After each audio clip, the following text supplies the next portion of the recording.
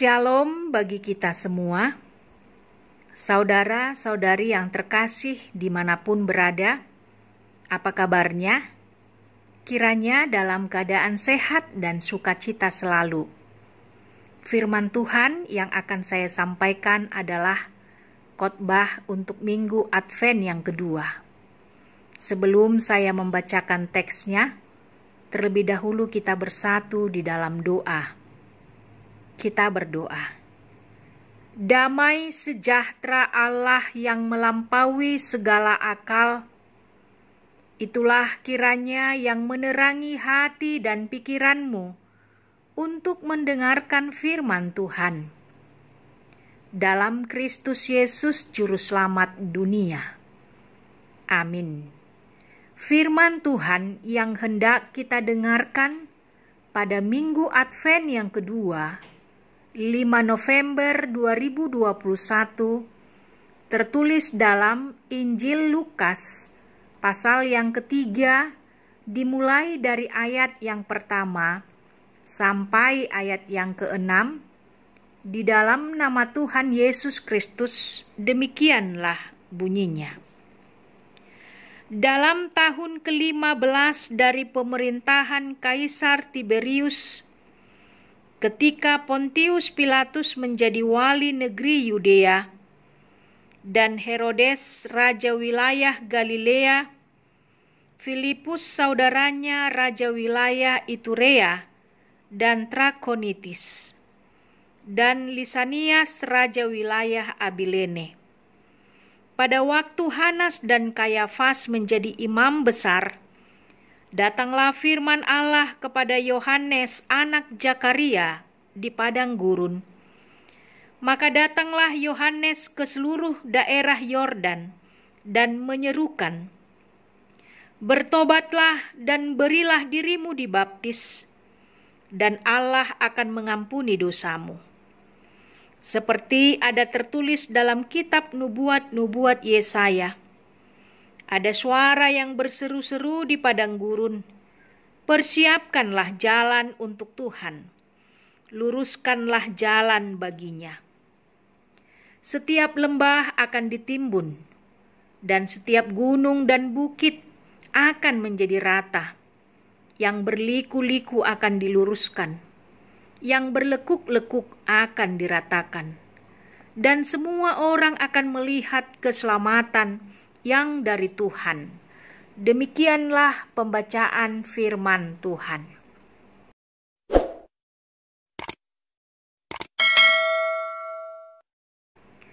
Saudara-saudari yang terkasih di dalam nama Tuhan Yesus Kristus, adapun yang menjadi topik dari khotbah ini adalah bertobatlah, persiapkanlah jalan bagi Tuhan.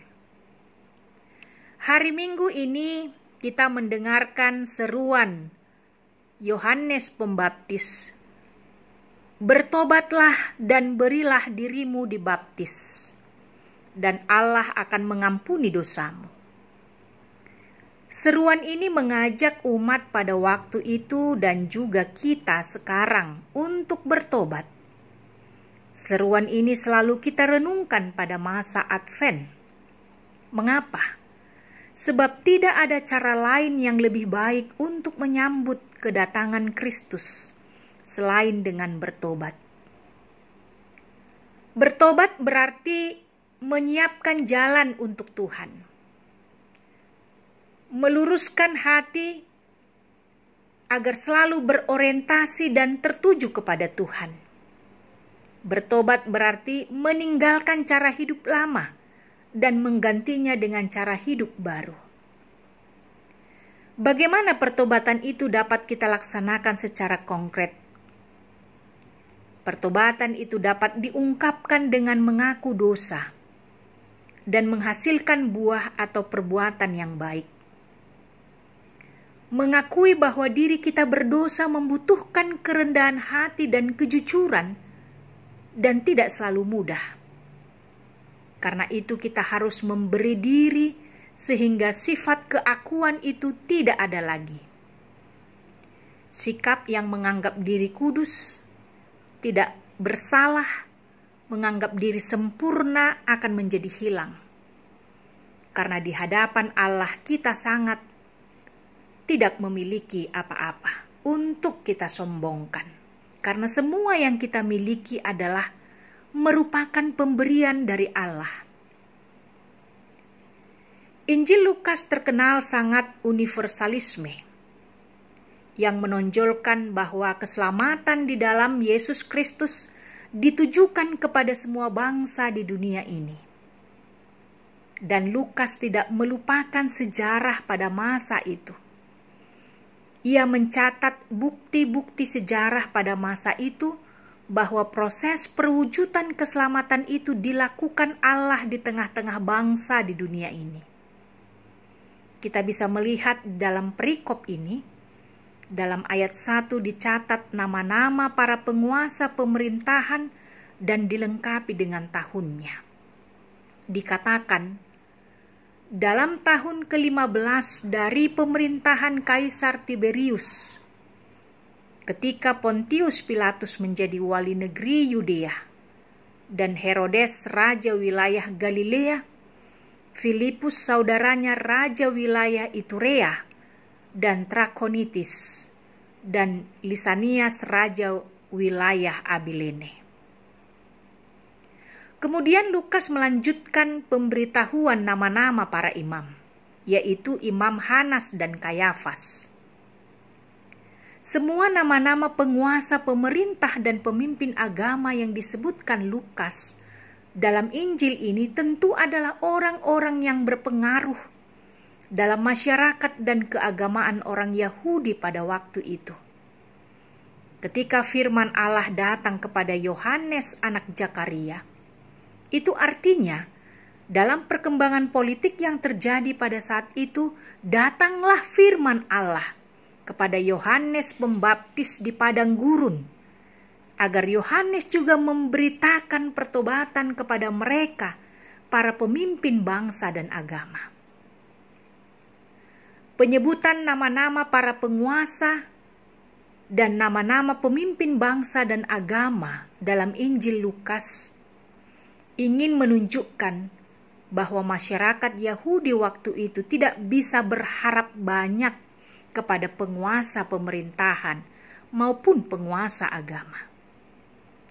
Kedua penguasa itu tidak membawa perubahan bagi kehidupan orang-orang Yahudi, sehingga ketika Yohanes tampil dan mengajarkan sesuatu yang berbeda, maka menyita perhatian banyak orang. Yohanes menjadi figur pahlawan yang dinanti-nantikan oleh banyak orang untuk membawa perubahan. Bahkan ada kecenderungan banyak orang menduga bahwa Yohanes adalah Mesias yang mereka nantikan. Ini sekaligus menunjukkan bahwa pengharapan mesianik tetap ada dan dihidupi di tengah-tengah kehidupan umat Yahudi pada waktu itu. Saudara-saudari yang terkasih dalam nama Tuhan Yesus Kristus, perikop ini dimulai dengan seruan pertobatan oleh Yohanes Pembaptis. Yohanes Pembaptis lahir dari keluarga yang saleh.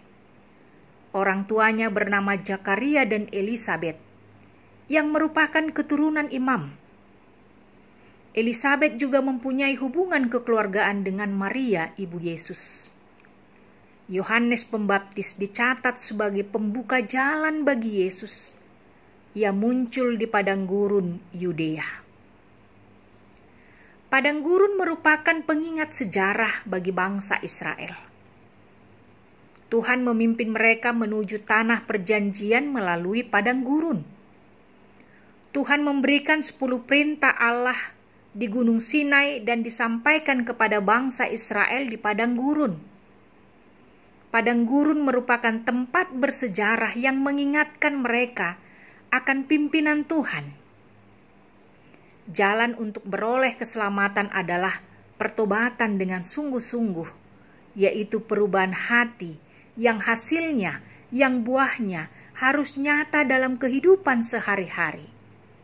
Itu sebabnya Yohanes Pembaptis menyerukan dalam Matius 3 ayat 2, "Bertobatlah, sebab kerajaan Allah sudah dekat. Bagi Yohanes, yang paling utama adalah pertobatan, berbalik dan kembali kepada Allah. Pertobatan berhubungan dengan pengharapan akan datangnya kerajaan Allah. Istilah ini kemudian dikembangkan oleh para ahli teologi kepada eskatologi yang presentis dan eskatologis yang futuris. Yang artinya, di satu sisi kita mengakui bahwa kerajaan Allah sudah ada di dunia ini, namun akan disempurnakan oleh Tuhan ketika kedatangan Kristus kedua kalinya ke dunia ini. Dengan demikian sangat jelaslah bahwa Allah yang mendirikan kerajaannya dan dunia ini. Dialah Raja yang menguasai dunia dan seluruh isinya.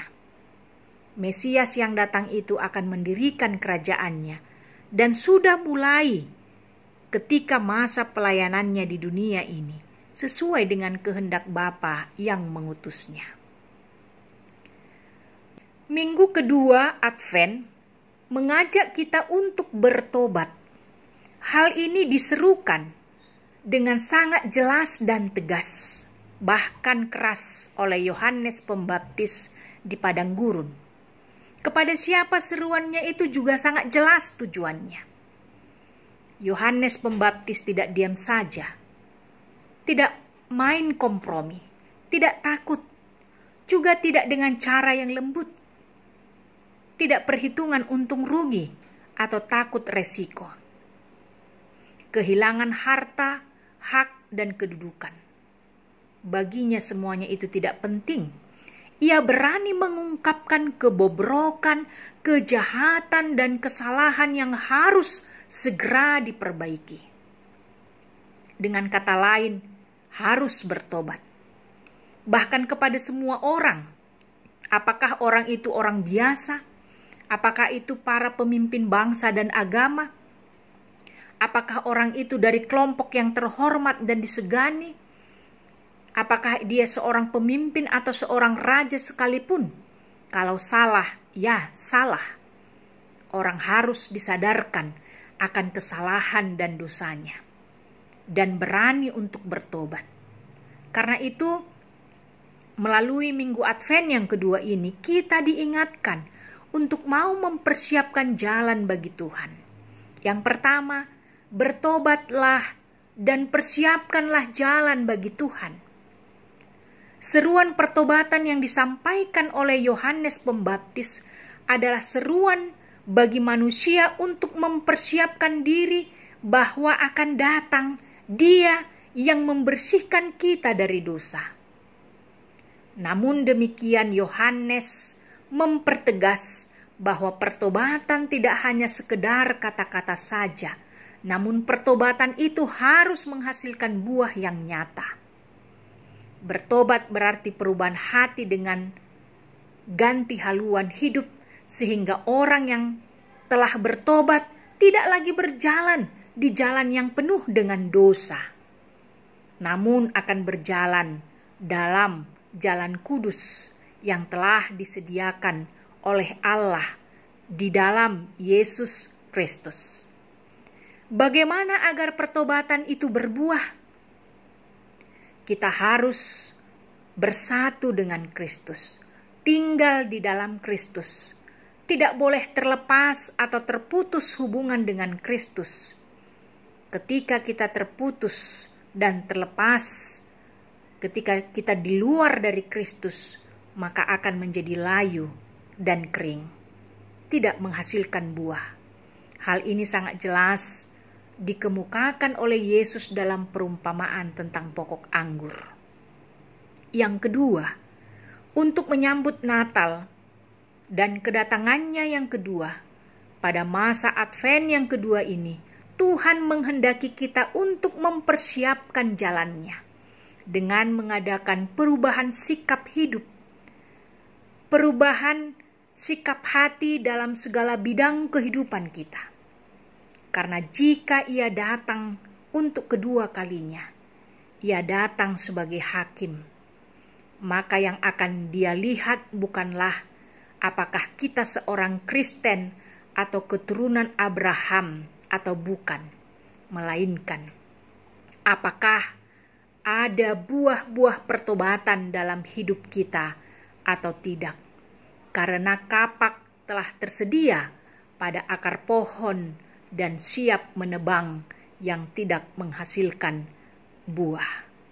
Selamat memasuki Minggu Advent yang kedua. Amin. Kita kembali berdoa. Segala puji dan hormat kami sampaikan kepadamu, ya Bapa di sorga. Kami sungguh bersyukur karena Engkau masih menghantarkan kami memasuki Minggu Advent yang kedua ini. Minggu di mana kami harus terus menantikan dan mempersiapkan kedatangan Kristus yang kedua kalinya. Bahkan kami mempersiapkan di dalam perayaan Natal, perayaan kelahiran Tuhan Yesus Kristus. Biarlah kami dapat mempersiapkan hati dan pikiran kami benar-benar tertuju kepada Kristus, Juru Selamat kami. Biarlah kami juga memperhatikan dan melakukan apa yang diinginkan oleh Tuhan di dalam kehidupan kami, dan itu adalah menjadi buah-buah iman kami. Terima kasih ya Bapa. Berkatilah seluruh warga jemaat-Mu dimanapun mereka berada. Tuhanlah yang memelihara kehidupan mereka.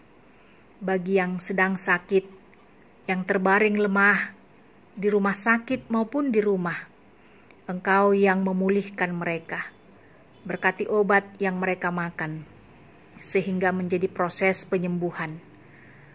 Berkati juga orang-orang yang sedang dalam pergumulan yang berat.